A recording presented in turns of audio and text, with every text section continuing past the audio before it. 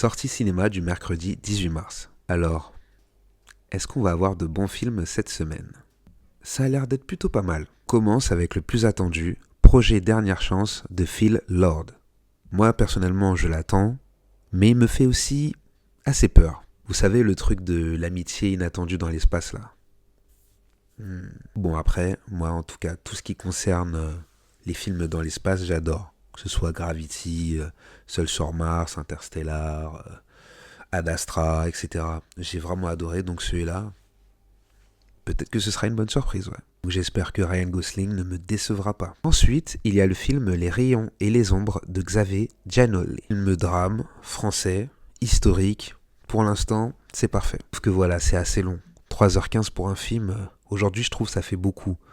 Les seuls films où j'ai accepté que ce soit aussi long dernièrement, c'était Interstellar, Le Loup de Wall Street. Je crois que c'était pas trop loin des 3 heures, mais un film de ce sujet-là, j'avoue c'est important, c'est très intéressant, mais je crois que ça va être un petit peu trop long pour moi.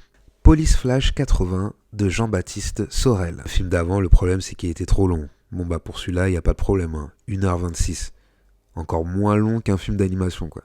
Ça a l'air drôle. Je sais pas si ça va être totalement mon humour, mais pourquoi pas lui donner une chance, ouais. La danse des renards de Valérie Carnoy. Donc voilà, un film indé français dans l'univers de la boxe et tout. Moi ça va me parler, donc celui-là, si j'ai le temps, j'irai bien évidemment le voir. La guerre des prix de Anthony Deschaux. Second film indé français de la semaine. Et celui-là aussi, il a l'air d'envoyer du lourd. Avec comme actrice Anna Girardot, c'est une actrice que j'apprécie beaucoup. Je trouve qu'elle est très talentueuse. Et je pense que le film, il va être assez deep. Bon, comme d'habitude, je vais pas tous les citer, mais par exemple, pour ceux qui aiment les films longs, j'en ai un pour vous. Durandar The Revenge. Le film dure 3h55. 3h55. Film d'action, thriller, espionnage qui dure 3h55. À votre avis, ça vient d'où? C'est forcément indien. Et donc du coup, ce sera aussi forcément très spectaculaire. Mais bon, j'ai pas une après-midi à mettre dans un film, donc celui-là, si j'ai la chance de pouvoir le voir en VOD ou en DVD, pourquoi pas.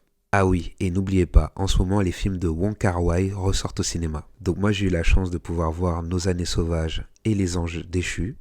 Et par exemple, je n'ai pas vu Happy Together ou Les cendres du temps.